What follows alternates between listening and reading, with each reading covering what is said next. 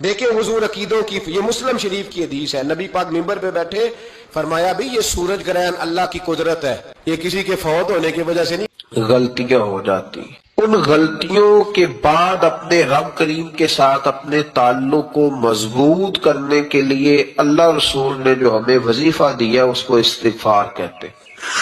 استغفار ویسے اس کا لغوی معنی تو ڈھانپنا ہوتا ہے، یہ غفر سے بنا ہے، لیکن اس کے اصطلاحی معنی یہ ہے کہ جو گناہ انسان سے ماضی میں ہو جائے ان سے معافی چاہنے کا نام استغفار ہے۔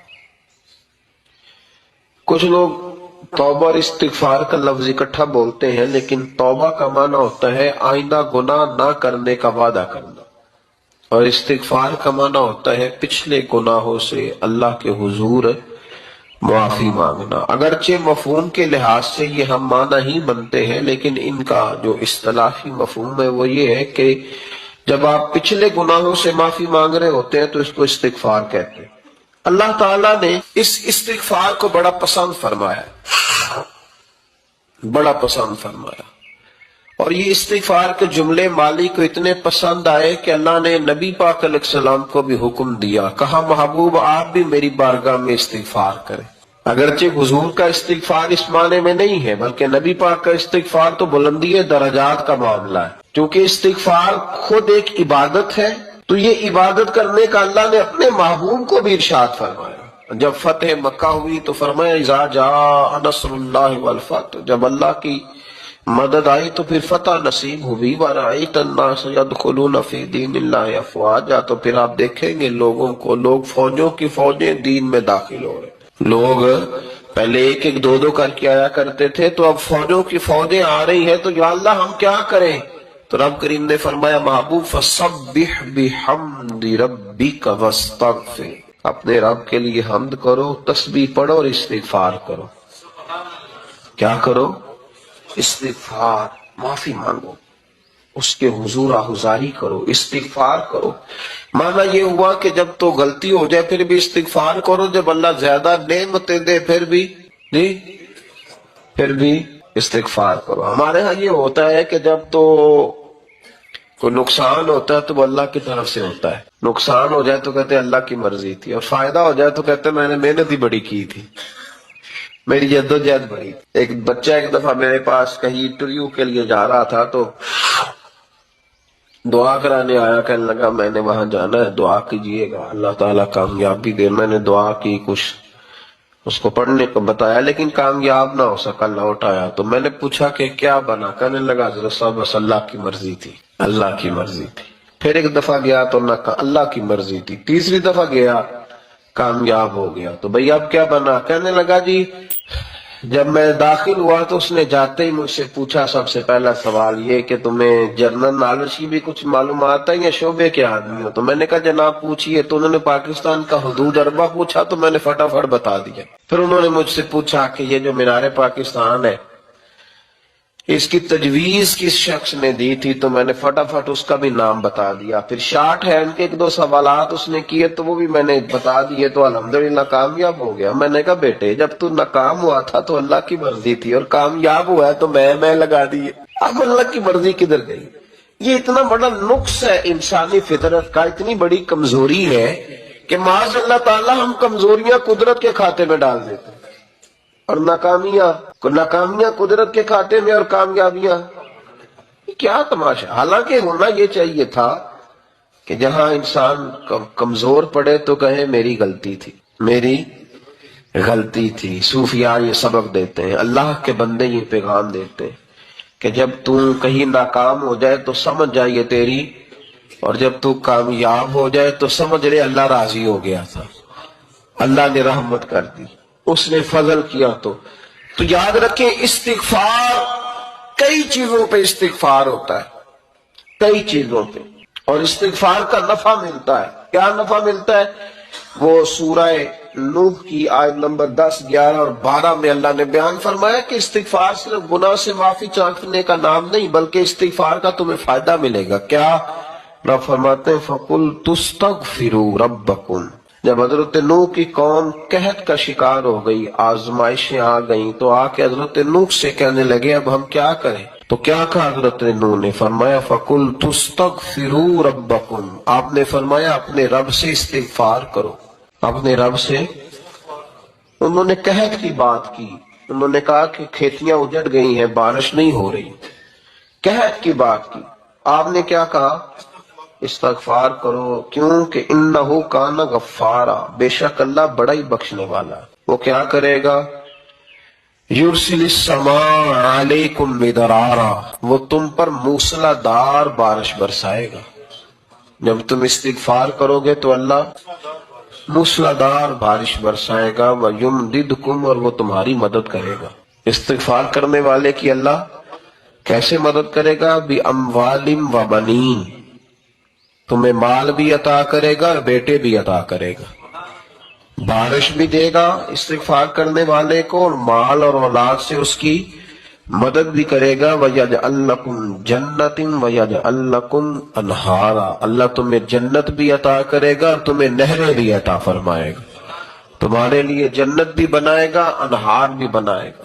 توبہ کا، استغفار کا تمہیں یہ فائدہ ملے گا۔ ایک استغفار، ہمارے بزرگوں نے وہ لکھا ہے کہ جب انسان کو اللہ نعمتیں دیتا ہے تو پھر رب کا حکم ہے کہ اس پر شکر بھی کرے۔ نعمتوں پر اللہ کا شکریہ نہ کرنے پر بھی استغفار کرنا چاہیے۔ اے اللہ تو نے بڑا کچھ دیا تھا پر میں شکر ادا اس پر بھی۔ ہمارا تو اب یہ حال ہے کہ جو ہمارے پاس چیزیں ہیں وہ ہم کہتے ہیں یہ تو میرا حق تھا، لیکن جو نہیں وہ مجھے فٹافٹ ملنی چاہیے۔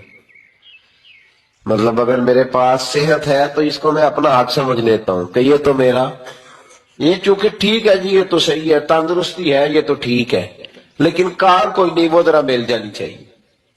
اولاد تو میرے پاس ہے، وہ تو میرا حق تھا، میرا رائٹ تھا، معاذ اللہ وہ تو ہم نے حق بنا لیا۔ اور میرے پاس بنگلہ کوئی نہیں، وہ مجھے فٹافٹ مل جانا چاہیے۔ بھئی یہ کس طرح تیرا حق تھا؟ کس حساب سے؟ یعنی جو چیزیں ہیں ان کو سنبھالنے کی فکر نہیں ہے، اور جو نہیں ہے ان کے طلب کی فکر لگی ہوئی ہے۔ شکر نعمت کو محفوظ کر دیتا ہے، شکر نعمت کو محفوظ کر دیتا ہے، اور ناشکری نعمت کو لَئِن شَكَرْتُمْ لَأَزِيدَنَّكُمْ وَلَئِن كَفَرْتُمْ إِنَّ عَذَابِي لَشَدِيدٌ۔ اللہ فرماتے شکر کر، میں تیری نعمتوں میں اضافہ کر دوں گا، اور ناشکری کرے گا تو عذاب دوں گا۔ شکر نہیں نہ ہوتا، شکر نہیں ہوتا۔ دیکھیں نا، 100 روپے ابا جی نے دیا ایک بچے کو، اور اس کو کہا کہ جا دکان سے کچھ چیز لے آ، تو وہ 100 روپیہ اس نے رستے میں جاتے کہیں پھاڑ دیا یا گوا دیا، تو اب وہ والد سے دوبارہ 100 مانگتا ہے، تو والد کہتا ہے کہ پہلے 100 کا تو نے کیا کیا؟ نہیں سمجھ آئی آپ کو میری بات؟ پہلے 100 کا کیا کیا؟ تو وہ کہے گا جی باپ میرا دل کرتا تو میں نے پھاڑ دیا۔ جوان بچہ ہے، سمجھدار ہے، 12-14 سال کا ہے، میرا دل کیا تو میں نے پھاڑ دیا، ختم ہو گئی بات۔ تو ابا نیا 100 دے دے گا؟ سبحان اللہ، کتنے خوش ہو کے آپ کہہ رہے ہیں نہیں دے دینا سو، یہ کیسے ہو سکتا ہے؟ بھائی کروڑ پتی والد بھی ہو تو 100 کا نوٹ دوبارہ دیتا کیوں؟ باپ بیٹا نہیں اس کا پیار نہیں، کیوں نہیں دے رہا؟ وہ کہتا تو نے میرے پہلے 100 کی قدر نہیں ڈالی، نیا تجھے کیسے مل جائے؟ تو نے خیال ہی نہیں کیا، تو نے جدوجہد ہی نہیں کی، تو نے۔ حضرت مولا رومی نے مثال دی ہے، جناب رومی فرماتے ہیں کہ بغیر محنت کے لوگوں کو اللہ نے نعمتیں دی ہیں تو انہوں نے شکر ہی نہیں ادا کیا۔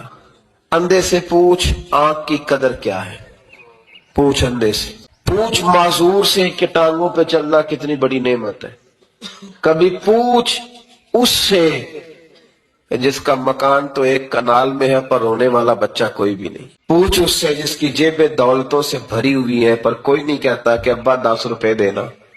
پوچھ یہ کتنی بڑی تکلیف ہے۔ حضرت رومی نے لکھا ہے اور فرماتے ہیں کہ ایک والد تھا تو اس نے بڑی دولت کمائی تھی، تو اس کا بیٹا بے دریغی اڑاتا رہتا تھا، کبھی ادھر پیسے بھگا دیے، کمائے نہیں تھے نا، محنت نہیں نہ کی تھی، کمائے نہیں تھے۔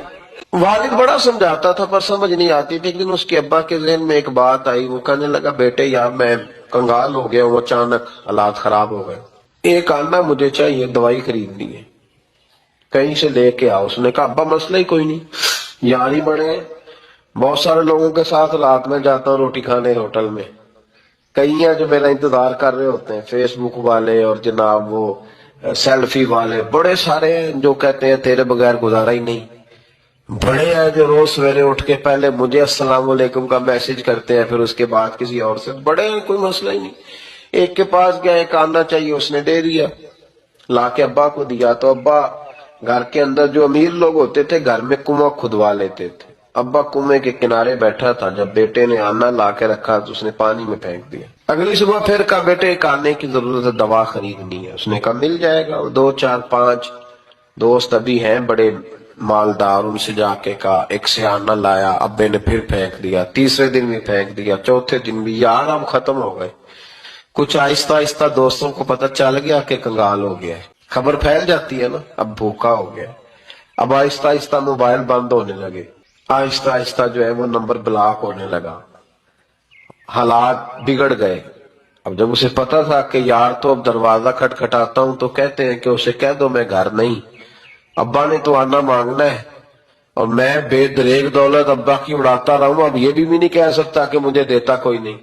شہر سے باہر نکل گیا، سارا دن مزدوری کی، جد و جہد کی، کبھی کام کیا نہیں تھا، ہاتھوں پہ چھالے پڑ گئے۔ بڑا مشکل ہوتا ہے جن لوگوں نے کام نہ کیا ہونے کرنا پڑ جائے تو، تکلیف کا شکار ہو کے ایک آنا کمایا، شام کو لا کے والد کی ہتھیلی پہ رکھا تو اس نے پھینکا نہ جب کنویں میں تو چیخ پڑا، کہنے لگا ابا جی آپ سیاڑے بیاڑے بندے ہیں، روز پیسے لا کے دیتا ہوں، کنویں میں پھینک دیتے ہو، کو کرنے والی بات کرو، نہیں دوائی کھانی تو نہ کھاؤ، ضائع کیوں کرتے؟ تو بیٹے کو باپ نے تھپکی دے کے بٹھا لیا، اس نے کہا بیٹا میں نے پہلے دن تو نہیں پھینکا، تو 7واں دن میں روز پھینکتا ہوں، آج تیری چیخیں کیوں نکلی؟ کہنے لگا ابا پہلے ادھار کے تھے آج مزدوری کے ہیں۔ نہیں سمجھ آئی بات؟ پہلے بولیے، اور آج میری محنت ہے، مزدوری ہے، جد و جہد ہے۔ تو والد کہنے لگا بیٹے یہی میں تجھے سمجھانا چاہتا تھا، وہ میرے بھی محنت کے ہیں جو تجھ روز یاروں کو کھلاتا ہے، وہ میں نے بڑی جد و جہد سے جمع کی ہے، میں کنگال نہیں ہوا، صرف تجھے سمجھانا تھا۔ او بھائی یہ آنکھیں تیری محنت کی نہیں نا، اس لیے تو شکر نہیں ادا کرتا، یہ وجود، یہ ٹانگیں، یہ شعور، یہ تیری جد و جہد کا نہیں، جو عقل کی دولت اللہ نے دی ہے نا یہ تیری محنت کی نہیں، اگر محنت کی ہوتی تو سجدے میں پڑا رہتا، تو خیال کرتا اللہ نے آنکھیں دی ہے قرآن دیکھنے کے لیے، جب کوئی کسی گندی چیز کو دیکھتا ہے تو ناشکری کرتا ہے، جب غلط طرف اٹھاتا ہے یہ چیزیں تو ناشکری کرتا ہے۔ صاحبو یاد رکھنا اور اس پر ضرور غور کرنا کہ جب نعمتوں کا شکر ادا نہ کیا جائے تو پھر ہمیں استغفار کا حکم دیا گیا ہے، پھر کیا کرنا ہے ہم نے؟ استغفار کہ یا اللہ ہم تیری نعمتوں کا شکر ادا نہیں کر سکے تو ہمیں معاف فرما دے، تو ہم سے درگزر فرما، معاف فرما۔ ایک استغفار اس بات کا ہے کہ دیکھیں نا، یہ رسول پاک علیہ السلام کا فرمان، یہ حدیث امام راضی نے لکھی ہے، نبی پاک کی فرمان کے لحاظ سے جو چیز ہمارے سامنے ہے نا اس پر ہماری آنکھیں بھی کھول جانی چاہیے، دل بھی کھول جانا چاہیے، کہ کوئی خاص ہی بات تھی جو حضور نے بیان فرمائی۔ میری ملک کے لیڈر اگر قوم کو صرف سچ بتائیں، ہمارے پاس کیا ہے، ہم کتنا سروائیو کر سکتے ہیں، کہاں تک جا سکتے ہیں، آپ یقین کریں قوم کا اعتماد قائم رہے۔ اگر ہم اپنے بچوں سے سچ بولیں، اپنے دوستوں سے سچ بولیں، اپنے محبت کرنے والوں سے سچ بولیں، ہمارا اعتماد نہیں خراب ہوگا، اعتماد قائم رہے گا۔ وہ ایک شخص نے آ کے کہا تھا نا یا رسول اللہ میں 2 نمازیں پڑھوں گا، اگر آپ کہتے ہیں تو کلمہ پڑھتا ہوں، 5 نہیں پڑھ سکتا، فرمایا تو آ جا 2 ہی پڑھنا، لیکن یہ چھٹی صرف حضور دے سکتے ہیں اور نہیں کو دے سکتا۔ حضور نے فرمایا 2 ہی پڑھنا۔ صحابہ کہتے ہیں 2 نمازوں کی شرط پہ کلمہ پڑھا۔ پھر شارحین فرماتے ہیں وہ وقت بھی آیا کہ وہ تہجد بھی پڑھا کرتے تھے۔ آپ شروع تو کریں نا کسی کام کو، اپنے اندر چھوٹی چھوٹی تبدیلی پیدا کریں، اور بڑوں سے لے کر، مجھے ادب سے عرض کرتا ہوں، بعض نوجوان بھی شکایت کرتے ہیں، کہتے ہیں بزرگوں کو کہہ دیں کہ جلد باز نہ بنے، جلدی غصے میں آ جاتے ہیں۔ میں بزرگوں سے بھی عرض کروں گا کہ تھوڑی نرمی، تھوڑی شفقت، مطلب زیادہ ڈانٹ ڈپٹ کرنے سے بھی تو چیزیں خراب ہی ہوتی ہیں نا۔ نئی زندگی کا آغاز ہوتا ہے، حضور نے فرمایا جو رمضان میں عبادت کر لے نا ایمان کے ساتھ رمضان میں عبادت کر لے، اللہ اس کے پچھلے سارے معاف فرما دیتا ہے۔ اب وہ نئی زندگی کا آغاز کرے۔ جس نے شب قدر پہ رو رو کے توبہ کی ہے، وہ رمضان کے بعد کرپشن چھوڑ دے، جھوٹ چھوڑ دے، بددیانتی چھوڑ دے، دل دکھانا چھوڑ دے۔ جس نے رمضان میں روزے رکھے، تراویح پڑھی ہے، وہ نئی زندگی کا آغاز کرے۔ خدا کی رحمت سے گناہ معاف ہو گئے، اب وہ آگے بڑھے۔ نبی پاک علیہ السلام نے فرمایا جو اللہ کے گھر کا حج کار آیا وہ اس طرح ہے جس طرح آج ماں کے پیٹ سے پیدا ہوا ہے۔